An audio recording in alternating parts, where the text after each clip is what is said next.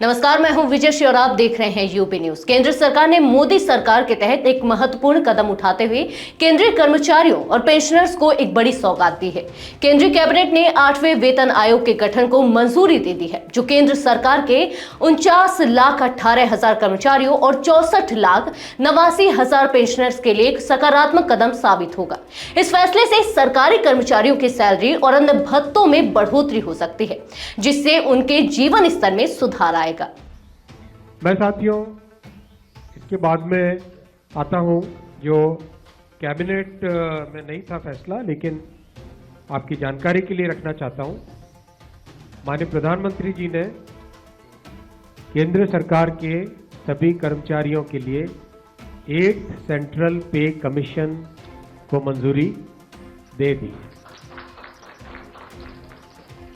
8th central पे commission आप सब जानते हैं 1947 से अब तक 7 पे कमीशंस हुए हैं, और प्रधानमंत्री जी ने एक रेगुलर रिदम के साथ पे कमीशन बनाने का जो एक संकल्प लिया है, उसके हिसाब से 2016 में लास्ट पे कमीशन 7th पे कमीशन स्टार्ट हुआ था, तो 2026 में इसका टर्म कंप्लीट होता है।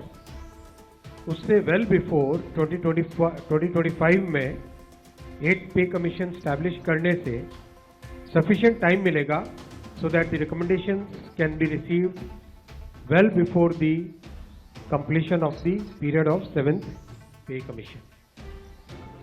8वें वेतन आयोग में अगर फिटमेंट फैक्टर को 1.92 पर रखा गया तो न्यूनतम वेतन 18,000 रुपए से बढ़कर 34,560 रुपए तक जा सकता है। वहीं पेंशनर्स के लिए भी न्यूनतम वेतन 17,280 रुपए तक पहुंच सकती है। कुछ मीडिया रिपोर्ट्स के अनुसार सरकार 1.92 की तुलना में 2.86 के उच्च फिटमेंट फैक्टर पर भी विचार कर सकती है।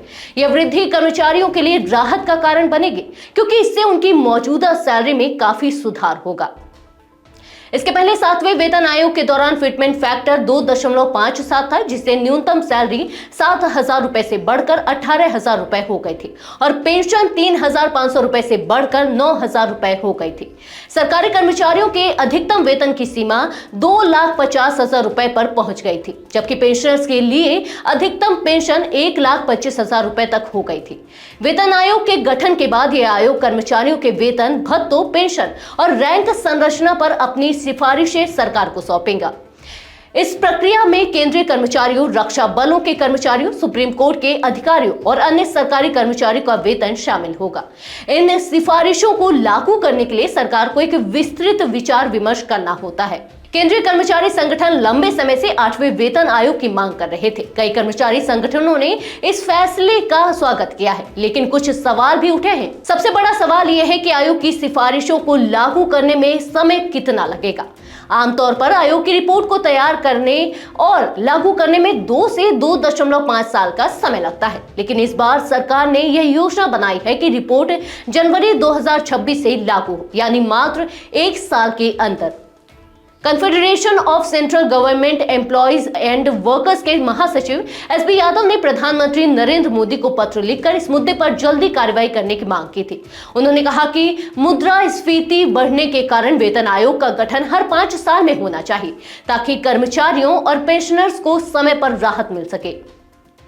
यादव का मानना है कि डिजिटल साधनों के माध्यम से इस बार आयोग की सिफारिशें जल्दी तैयार की जा सकती हैं, क्योंकि अब किसी भी देश के वेतन मान की जानकारी ऑनलाइन उपलब्ध है। इस बार यह उम्मीद जताई जा रही है कि सरकार इस प्रक्रिया को रिकॉर्ड समय में पूरा कर सकती है। हालांकि जब तक आयोग के चेयरमैन और सदस्यों की नियुक्ति नहीं होती और टर्म ऑफ रेफरेंस की जानकारी नहीं मिलती, तब तक इस मामले पर कोई ठोस टिप्पणी नहीं की जा सकती।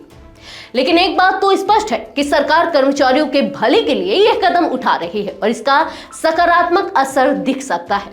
तो यह थी हमारी आज की खास रिपोर्ट। आपको ये कैसी लगी, अपने विचार हमसे साझा करें। इस वीडियो को लाइक और शेयर करें, साथ ही चैनल को सब्सक्राइब करें।